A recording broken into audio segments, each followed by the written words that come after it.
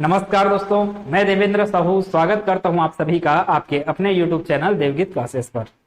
आज के क्लास में हम लोग साधारण ब्याज व चक्रवृद्धि ब्याज वाले चैप्टर का अंतिम क्लास कवर करेंगे और आपके एग्जाम में सबसे ज्यादा जो प्रश्न बनने की जो संभावना रहेगी वो आज ही के क्लास से रहेगी।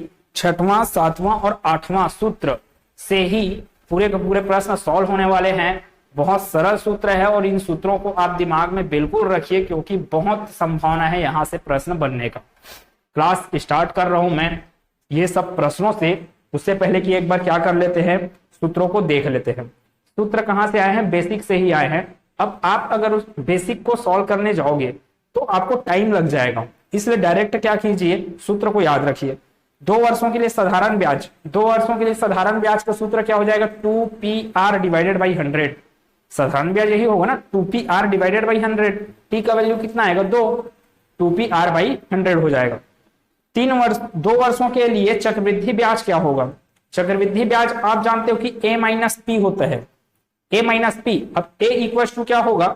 1P into 1 minus R by 100 to the power 2। ये आएगा A का मान, फिर उसमें से माइनस करना है P को, तब आपको मिलेगा CI। अब उतने सारे चीजों को आप सॉल्व करते रहोगे तो लास्ट में आपको रिजल्ट मिलेगा PR स्क्वायर बाई 100 स्क्वायर। तो हम काहे उतना दिमाग खराब करें उतने सभी चीजों को सॉल्व करने में। अपने पास डायरेक्ट फार्मूला डेवलप होगा, उसको याद कर लेंगे। एग्जाम में प्रश्न आता है एकदम ये पैटर्न के प्रश्न है और बहुत संभावना यहीं से प्रश्न बनेगा। 2 वर्षों के चक्रवृद्धि ब्याज और साधारण ब्याज का अंतर वाले प्रश्न, 3 वर्षों के लिए चक्रवृद्धि ब्याज और साधारण ब्याज का अंतर 2 और 3 वर्षों के लिए ही पूछा जाता है। 4 वर्षों के लिए आपको नहीं पूछेगा। अगर मान लो 4 वर्ष के लिए पूछा जा रहा है तो फिर आपको बेसिक से उसको सॉल्व करना पड़ता है। 4 वर्ष के लिए नहीं पूछेगा, बिल्कुल टेंशन मत लीजिए। 2 और 3 वर्ष का करके जाना है आपको। उसके बाद है 8वां फार्मूला। 8वां फार्मूला जैसे आप साधारण ब्याज में पढ़े थे कि कोई राशि कुछ वर्षों में कुछ गुना हो जा रहा है करके, वैसे ही आपका कितने वर्षों में 5000 रुपए हो जाएगा, ऐसे करके आपको पूछा जाता है एग्जाम में। अगर वो साधारण ब्याज लिख के दिया वहां पे, मतलब कि आपको फार्मूला लगाना है साधारण ब्याज वाला जो कि आप पढ़े हो, T1 divided by T2 equal to N1 minus 1 divided by N2 minus 1। ये तो साधारण ब्याज वाला फार्मूला था। जबकि चक्रवृद्धि ब्याज ही बस लिख दिया तब फार्मूला आपका क्या बनेगा? N1 to the power T2, N1 to the power T2। ध्यान दीजिए मैं क्या बोल रहा हूं, N1 to the power T2। अब इस सूत्र का मतलब मैं प्रश्न के अनुसार बताऊंगा। N1 to the power T2 equal to N2 to the power T1। T1 क्या है, T2 क्या है, N1 क्या है, N2 क्या है, वो सब चीज बाद में देखेंगे। क्लास स्टार्ट करते हैं पूरे प्रश्नों के साथ। और अगर आप इस चैनल पर नए हैं तो प्लीज चैनल को सब्सक्राइब कर लेना। पूरा वीडियो समझ में आए तो वीडियो को लाइक कीजिए, ज्यादा से ज्यादा इसको शेयर कीजिए। बेल आइकन को क्लिक जरूर करिएगा क्योंकि कोई भी वीडियो डाले तो तुरंत नोटिफिकेशन आपको मिले। स्टार्ट करते हैं जी क्लास को। टाइप 3 का पहला प्रश्न क्या लिखा हुआ देखते हैं। किसी धनराशि का 10% वार्षिक दर पर चक्रवृद्धि ब्याज तथा साधारण ब्याज का अंतर क्या दिया है? 40 रुपए, तो वह धनराशि है। खत्म प्रश्न। चुपचाप क्या करना है आपको? फार्मूला लगाना है। अंतर 2 वर्षों के लिए अंतर कितना दिया है? 2 वर्षों के लिए अंतर बराबर क्या होता है? PR square divided by 100 square. आपको अंतर कितना दिया प्रश्न में? 40 रुपए इक्वल टू P, वही तो मूलधन है, उसी का मान निकालना है आपको किसी धनराशि का। तो वह धनराशि आपको बताना है। R का मान कितना है? 10, तो 10 का घात 2 बटे में क्या चल रहा है? 100 का घात 2। अच्छा 100 का घात 2 है तो इसको क्या कर लो आप? 100 गुना 100। खत्म। 10 का घात 2 कितना देगा? 100। 10 का घात 2 कितना देगा? 100।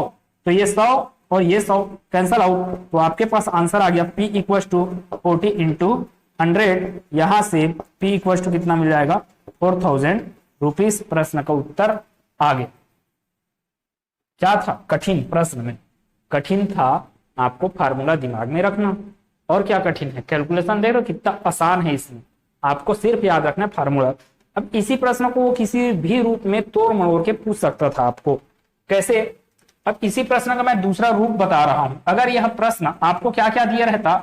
आपको दिया रहता P का मान, जैसे P का मान दे दिया 4000, ठीक है, और आपको बस P का मान दे दिया, आपको बोलता 2 वर्षों के लिए बोला रहता है ना, समय कितना बोला रहता? समय बोला रहता 2 वर्षों का अंतर करके, और आपको पूछा जाता है रेट, तो सिंपल सी बात है, यहां पे रेट जो आया था 10, अब उसी को मैं आपसे पूछ रहा हूं, तो इसको सॉल्व करने से क्या आना चाहिए, मेरा आंसर 10% आना चाहिए। रेट के बारे में निकालना है तो मैं जानता हूं कि अंतर का फार्मूला क्या होता है, PR² डिवाइडेड बाई 100²। कितने वर्षों के लिए अंतर पूछा है, 2 वर्षों के लिए, तभी यह फार्मूला मैं लगा सकता हूं।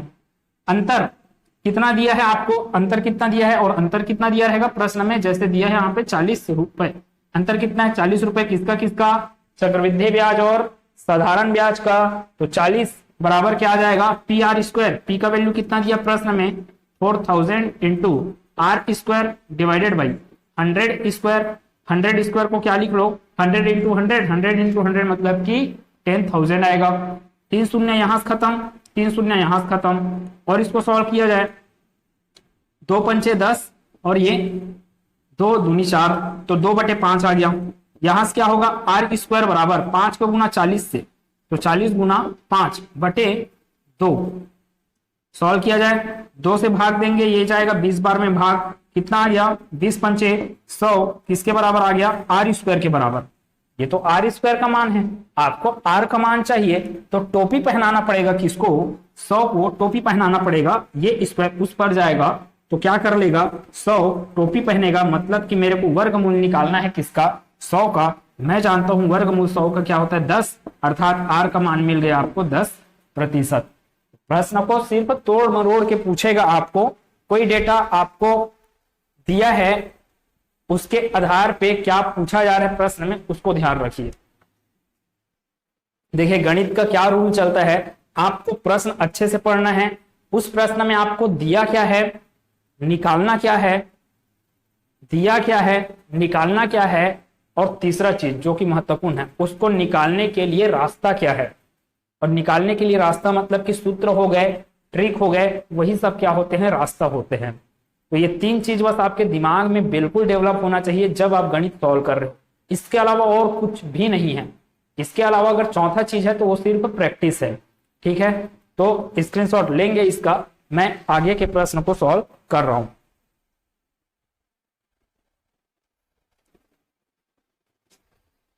अब देखते हैं दूसरा प्रश्न, टाइप 3 का दूसरा प्रश्न। टाइप 3 का कौन सा प्रश्न बोल रहे हैं, दूसरा प्रश्न।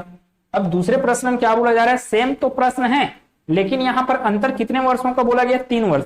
पढ़ते हैं एक बार, किसी राशि के लिए साधारण ब्याज तथा चक्रवृद्धि ब्याज का अंतर कितना, 3 वर्ष तथा 10% वार्षिक ब्याज की दर से 15 रुपए 50 पैसे है। मतलब अंतर कितना, 15 रुपए 50 पैसे।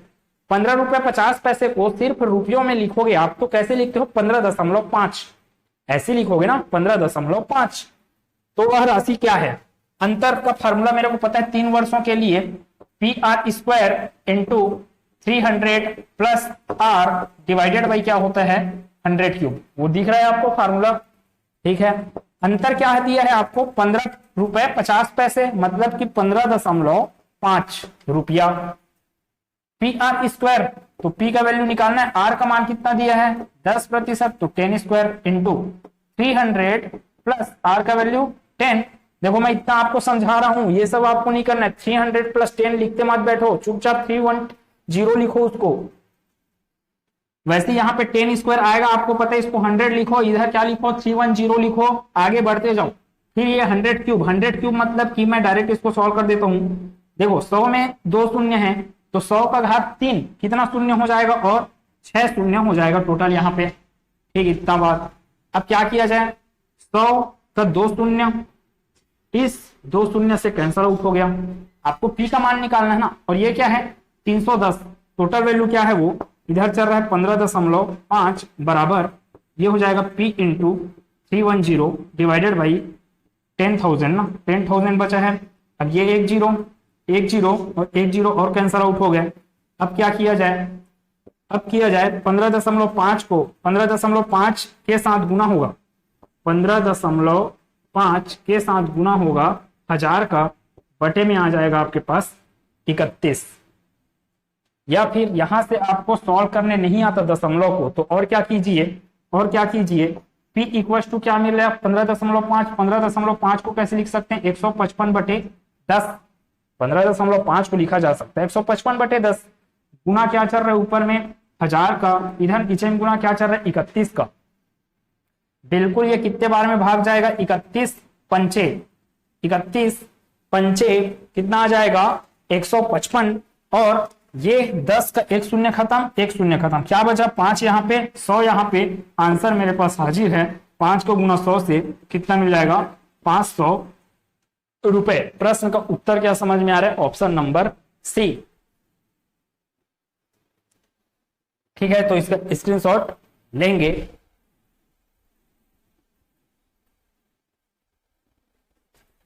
देखिए प्रश्न को आपको किसी भी रूप में पूछा जा सकता है। इसका आंसर आया था ऑप्शन नंबर ए, इसका आया ऑप्शन नंबर सी। इस दूसरे प्रश्न को 3 वर्ष वाले प्रश्न को आपको आर पूछा जा सकता है। अगर वो आर पूछा तो आपको मूलधन भी दिया रहेगा और चक्रवृद्धि ब्याज और साधारण ब्याज का अंतर भी दिया रहेगा। तो आप क्या कर लोगे, वहां से आर का मान निकाल लोगे।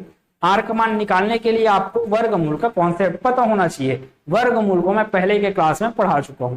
ठीक है, आगे टाइप 4 का पहला प्रश्न, टाइप 4 का पहला प्रश्न, 12,000 रुपए की धनराशि चक्रवृद्धि ब्याज पर, क्या लिखा है चक्रवृद्धि ब्याज पर जमा करने पर 5 वर्ष में 2 गुनी हो जाती है, तो यह राशि 20 वर्षों बाद कितनी गुनी हो जाएगी। तो कुछ नहीं करना, डायरेक्ट फार्मूला आपको दिख रहा है और फार्मूला भी याद रखना बहुत आसान है। फार्मूला क्या है, n1 और इधर n2 बराबर में दोनों 1 लिखा है, तब उसके घात में क्या आएगा t2, मतलब कि दूसरा वाला समय आएगा। ठीक है, कैपिटल T2 लिख सकते हो या फिर आप स्मॉल t2, आपकी इच्छा। इधर आ जाएगा, जब यहाँ पे 2 है तो इधर आ जाएगा 1। अब ये है क्या क्या चीज, ये दूसरे बार दिया गया वर्ष है, प्रश्न में दूसरे बार दिया गया वर्ष है। ये T1 क्या है, पहले बार में दिया गया वर्ष। 12,000 रुपए की धनराशि चक्रवृद्धि ब्याज पर जमा करने पर 5 वर्ष में 2 गुनी हो जाती है। पहले बार दिया गया समय कितना है 5 वर्ष, कितना गुना 2 गुना, तो कितना गुना, n1 का मान 2, T1 का मान 5, तो यह राशि 20 वर्षों बाद T2 का मान 20, n2 का मान कितनी हो जाएगी, कितना गुना हो जाएगी, तो वही n2 का मान आपको निकालना है। इस 12,000 रुपए का कोई मतलब नहीं है आपको यहाँ पे। ठीक है, बेसिक से सॉल्व करोगे तो इसका जरूरत पड़ेगा, लेकिन बेसिक से आपने करना है ही नहीं, डायरेक्ट इस अप्रोच से करना है। ठीक है, तो आंसर निकालते हैं। n1 का मान कितना, ध्यान से ना वैल्यू पुट करने के लिए बस ध्यान से करिएगा। 5 वर्ष में 2 गुनी, तो n1 का मान कितना है 2 गुना, तो 2।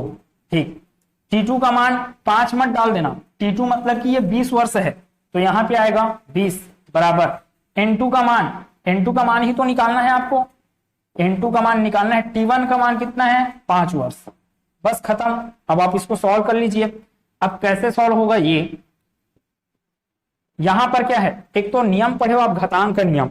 घातांक का नियम क्या बोलता है, अगर आधार सेम है, आधार सेम है तो उसको आप, आधार सेम है तो उसके घात भी क्या हो जाएंगे, बराबर हो जाते हैं। अगर बराबर की स्थिति में है दोनों तरफ की राशियां, तो फिर आधार जब सेम रहता है तो घातें क्या हो जाती है, आपस में बराबर हो जाती हैं। तो इसका उल्टा भी तो सही है कि अगर घातें क्या हो, समान हो, घातें क्या हो, समान हो, तो आधार भी क्या हो जाते हैं, एक दूसरे के बराबर। तो भाई यहां पर तो आपको 20 दिख रहा है, यहां पर तो 5 दिख रहा है, घात कहां सेम है, तो मैं करूंगा घात को सेम बनाता हूं मैं। देखिए कैसे, या तो आप यहां पर क्या कीजिए, 20 को तोड़िए किसके रूप में, 5 के घात के रूप में। तो 20 को कैसे तोड़ा जा सकता है, 2 का घात 4। ठीक है, 20 को 2 का घात 4 और उसके भी घात में 5, तो आ गया ना 4 पंचे 20। तो 20 को मैं तोड़ दिया 4 गुना 5 के रूप में, घात के ऊपर घात क्या होता है, गुना होता है, बराबर क्या हो गया n2 टू दी पावर 5। अब देखो लास्ट घात और इसका लास्ट घात बराबर है, तो यहां पे n2 बराबर कितना आ रहा है, n2 बराबर 2 to the power 4। 2 to the power 4 मतलब कि मैं जानता हूं n2 equals 2 to the power 4 कितना देगा आपको, आंसर 16 देगा। तो प्रश्न का उत्तर क्या होगा, ऑप्शन नंबर बी। अब देखिए गलती क्या करते हैं स्टूडेंट, 5 वर्ष में 2 गुना, तो 20 वर्ष में 8 गुना करके आंसर दे देते हैं। ऑप्शन में ऐसे अगर दिया रहेगा 8 गुना, क्यों ऐसे आंसर दे देते हैं? 5 का 4 गुना होता है 20, तो 2 गुना का 4 गुना क्या होगा? 2 गुना का 4 गुना कितना होगा? तो 2 चौक 8, तो 8 करके आंसर देते हैं, जो कि क्या है? गलत है बिल्कुल। ठीक है, ये चक्रवृद्धि ब्याज वाला है, इसलिए आपका क्या चलेगा? गुना के ऊपर गुना चलता है, इसलिए 5 वर्ष में 2 गुना है, तो 20 वर्ष में यहां पर कितना मिल रहा है आपको? 16 गुना। प्रश्न का उत्तर आंसर नंबर बी। बहुत सरल टाइप है, सरल तभी है जब आप दिमाग में फार्मूला को रखे हुए हो। स्क्रीनशॉट लेंगे। टाइप 4 के लास्ट प्रश्न को देखते हैं, और इस चैप्टर का ये अंतिम प्रश्न है। इसके आगे के टाइप वगैरह में आपको किस्तों से संबंधित प्रश्न मैं नहीं बताया, वो आपके एग्जाम में आने की संभावना बहुत कम है, उसको मत कीजिएगा। क्वेश्चन टाइप 4 का दूसरा प्रश्न। टाइप 4 का दूसरा प्रश्न, 2500 रुपए की राशि चक्रवृद्धि ब्याज की दर से 2 वर्ष में कितना हो जा रहा है? 5000 रुपए हो जाती तो कितने वर्षों में 10,000 रुपए हो जाएगी? T2 का मान पूछा जा रहा है। पहले वर्ष आपको दे दिया गया 2 वर्ष, पहला पैसा दे दिया गया आपको कितना? पहला पैसा दे दिया 5000 रुपए। अब ध्यान दीजिए ये प्रश्न में खासियत क्या है? 2500 रुपए था, वो कितना हो गया? 5000 रुपए। तो 5000 रुपए 2500 का कितना गुना होगा? तो 2 गुना होगा ना भाई। अब कैसे चेक करेंगे? एक तो N1 का मान, N1 का मान कैसे निकलेगा? 5000 रुपए हो जा रहा है क्या चीज? 2500, तो कितना गुना हो गया? तो 2 गुना हो गया। N1 का मान मिल गया 2। N2 का मान निकालना है। अब N2 का मान 2500 रुपए से भाग दे दो किसको? इस 10,000 को। तो 2500 से मैं भाग दूंगा किसको? 10,000 को। तो ये कितना गुना मिल रहा है? 4 गुना। N2 का मान कितना मिल गया? 4 गुना। मान रखा जाए। N1 का मान कितना है? 2। T1 का मान कितना है? तो T1 का मान 2 वर्ष है यहाँ पे। ठीक है, T1 का मान है 2 वर्ष बराबर N2 का मान, N2 का मान 4 वर्ष, T1 का मान, सॉरी यहां पर मेरे से गलती हुआ, क्या चीज है? T2 ना। तो T2 का मान निकालना है। दूसरा वाला क्या है? वर्ष है, तो दूसरा वाले वर्ष के ही बारे में पूछा जा रहा है कि कितने वर्षों में। तो यहां पे आएगा T2 4 to the power T1। T1 का मान क्या है? पहले टाइप का वर्ष क्या था? 2 वर्ष, तो 4 टू दी पावर 2। यहां से क्या हो जाएगा? 2 टू दी पावर T2। अब देखो यहां पे 2 है आधार, और यहां पे आधार 4 है। आधार को क्या कर डालो आप? सेम कर डालो। इस 4 को हम कैसे लिख सकते हैं? 2 का घात 2 के रूप में, इस 4 को। फिर इस टोटल के घात में क्या लगा हुआ है? 2। क्या कर डालिए? इस 2 और इस 2 का गुना कर डालिए नियम के अनुसार, घातांक का नियम। तो ये होगा 2 to the power T2 equal to 2 to the power 2 to the power 2 into 2 कितना बन गया? 4। तो यहां से अब दिख रहा है ना, जब आधार समान है तो घातें क्या हो जाती हैं? आपस में बराबर हो जाती है। तो T2 इक्वल टू कितना आएगा? आंसर 4 वर्ष। ऑप्शन नंबर सी प्रश्न का उत्तर है। उम्मीद है सब चीजें समझ में आया होगा। बहुत सरल टाइप था और बहुत इंपॉर्टेंट टाइप था। ये तीनों सूत्र एकदम अच्छे से दिमाग में रखिएगा, यहां से प्रश्न बनने की संभावना बहुत ज्यादा है। उम्मीद है सब चीजें बहुत अच्छे से क्लियर हुआ होगा। अगले क्लास में हम लोग एक नए चैप्टर की शुरुआत करेंगे। मिलते हैं अगले क्लास में। खुश रहिए, मस्त रहिए, मस्त होके बिल्कुल अच्छे से पढ़ते रहिए। धन्यवाद।